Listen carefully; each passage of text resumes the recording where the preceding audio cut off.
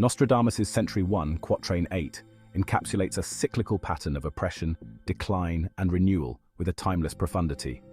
The verse speaks to the endurance of human struggle, encapsulating moments of enslavement, liberation, and the inexorable march toward revitalization. The quatrain reads, "How often will you be captured, O city of the sun? Changing laws that are barbaric and vain, bad times approach you. No longer will you be enslaved. Great Hadrie will revive your veins." Within these lines lies a cosmic drama. The city of the sun, radiant with potential, is bound by the weight of cruel, outdated laws, stifled by oppressive forces. Yet even as the city teeters on the brink of collapse, the quatrain hints at an inevitable renewal, a reawakening that seems as fated as the cycles of decay themselves.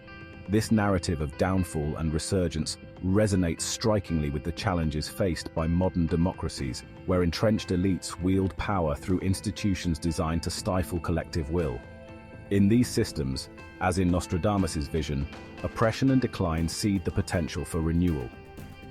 By examining the triadic structures within the quatrain, we can uncover profound insights into the dynamics of oppression, crisis, and revitalization, and their implications for the modern world. Nostradamus' prophetic vision serves as both a warning and a beacon, urging us to recognize the inevitability of cycles and the latent power within even the most beleaguered systems to rise again. By examining the triadic relationships evident in the quatrain, we can gain deeper insights into the relationships that Nostradamus elucidates and the warnings those offer us today. Triad 1. Stagnation, oppression, and liberation. Nostradamus invokes the city of the sun, a place of radiant vitality and importance. Yet paradoxically, it is one that finds itself frequently under siege. This city, a symbol of civilization itself, has its golden potential overshadowed by forces of stagnation and enslavement. The city's repeated capture is no accident, but part of a larger cycle. Its captors impose barbaric laws, crude and misaligned with the spirit of the city, restricting its freedom and vitality. These laws, rooted in the past, represent a force that tries to ossify the city's progress, turning its vibrancy into stagnation.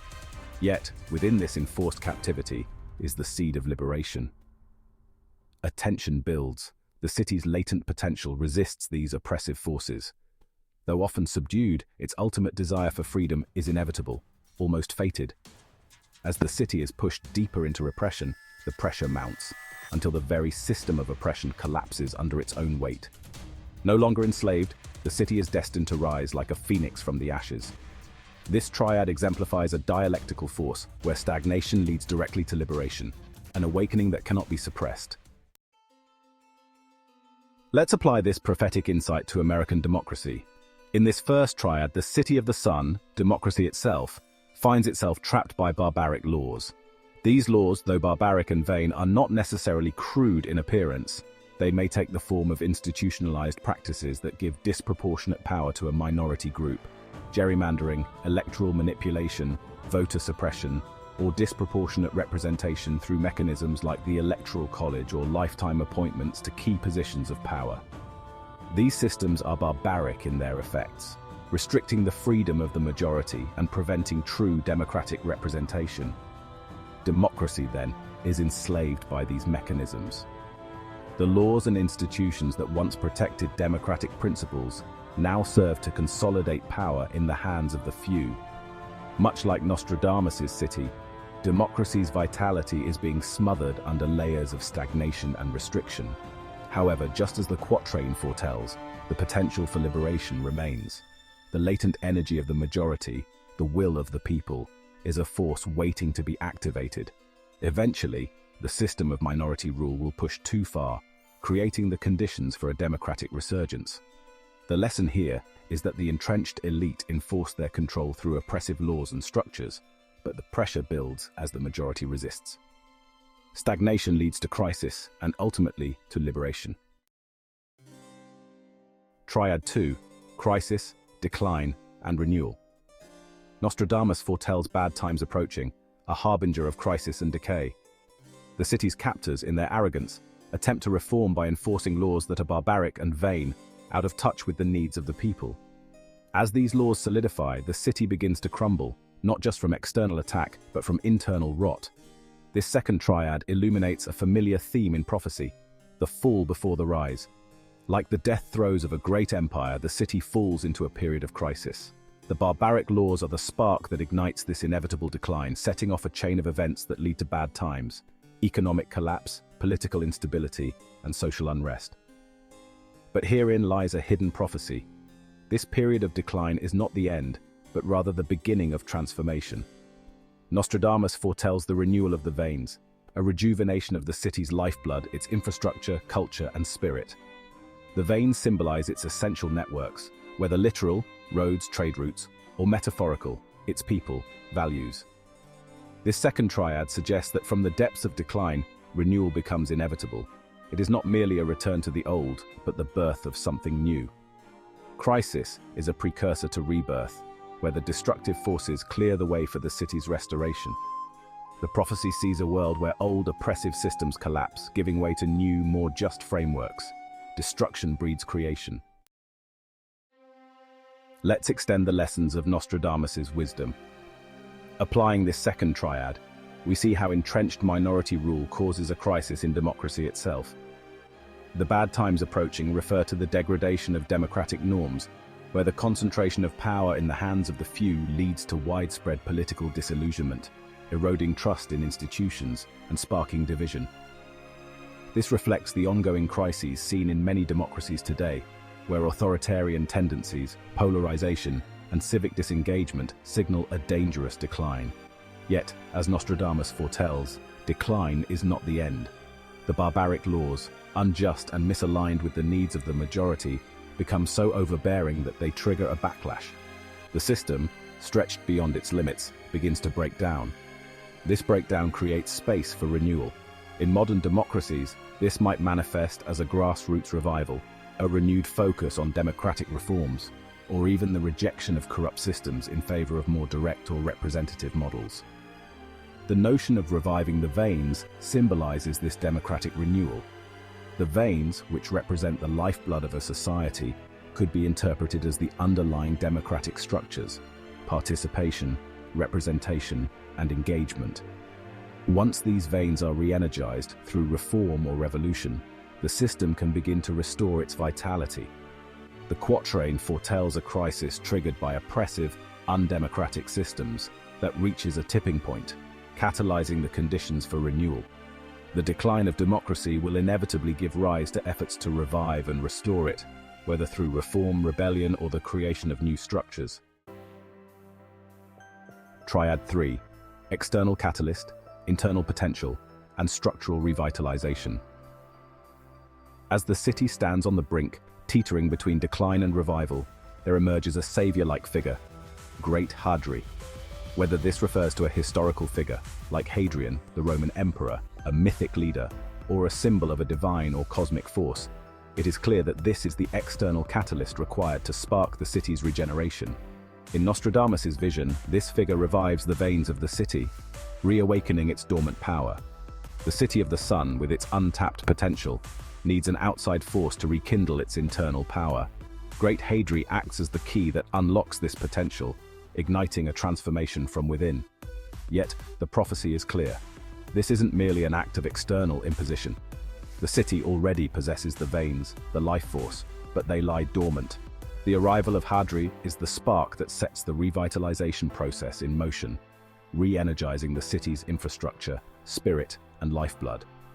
In this third triad, we see the prophetic vision of how external forces and internal potential interact. Without the latent energy of the city, Hadrie could do nothing. The transformation requires both the external catalyst and the internal capacity for regeneration. This speaks to a grander narrative, suggesting that even in moments of weakness, civilizations harbor the potential for resurgence, provided the right forces come together to ignite change. Nostradamus highlights the need for an external force that brings about necessary democratic revitalization. This could symbolize either a leader, movement, or a major event. An external catalyst that disrupts the existing structures of minority rule. Historically, figures like Martin Luther King Jr., Nelson Mandela, or Gandhi have played such roles, representing forces that shift the dynamics and lead to profound change. Alternatively, it could represent a global event like an economic collapse, environmental crisis, or social upheaval that forces the hand of entrenched powers. The reviving of the veins is again emphasized here, suggesting that the democratic infrastructure remains intact, even if weakened. Voter engagement, civic institutions, grassroots movements, these systems may be dormant, but they can be reinvigorated by the right catalyst. Great Hadrie, in this modern context, could be seen as the awakening of the collective will through movements that reignite faith in democracy. Finally, the City of the Sun, democracy itself, undergoes a restoration. The potential for renewal was always there, and now, thanks to the catalyst, democracy is revived. This revitalized system is not a return to the status quo, but represents a new, more resilient form of governance that better aligns with the values of freedom, equality, and representation. And so we learn that the democratic system, although weakened, retains the potential for renewal. External catalysts awaken this potential, sparking a process of revitalization that leads to a reformation of the system. Through these three prophetic triads, Nostradamus offers a vision of the cycle of history. First, oppression and stagnation create the seeds of their own destruction, leading to the potential for liberation. Then, crisis and decline are the inevitable results of oppressive systems, but these also create the conditions for renewal and resurgence. Finally, external influences, such as the arrival of Great Hadrie, act as catalysts for this regeneration, but the potential for transformation always lies dormant within. The quatrain echoes a timeless pattern of collapse and revival, a prophecy that applies not just to one city or one time, but to the rise and fall of civilizations throughout history. As empires fall, they give birth to new powers, and where there is oppression, there will always be resistance, and ultimately, liberation. Through these triads, Nostradamus' quatrain offers a timely warning for modern democracy. Entrenched minority rule, with its barbaric laws and restrictive systems, poses a significant threat to the vitality of democratic governance. But the prophecy also suggests that this system of oppression cannot endure indefinitely. As crises mount, the pressure for liberation and renewal grows, eventually reaching a breaking point. Nostradamus' vision of reviving the veins speaks to the resilience of democratic systems. While they may become weakened or corrupted by minority rule, the latent potential for renewal is always present. It is through external catalysts, whether leaders, movements, or transformative events, that these systems can be reawakened, leading to a restoration of democratic values. In the end, the prophecy of the City of the Sun is one of hope. Though often captured and often in crisis, it carries within it the potential for self-renewal. In today's world, this means that while democracy may be under threat, the forces of renewal, popular movements, democratic reforms, and global pressure are always at work, waiting to revive the system when the time is right. The lesson of Nostradamus, then, is that no system of oppression can last forever. The forces of renewal and liberation will always rise in response. How long will they bind you, O nation of hope, twisting your laws to silence the many? But justice stirs beneath the surface, and soon your veins will carry life anew.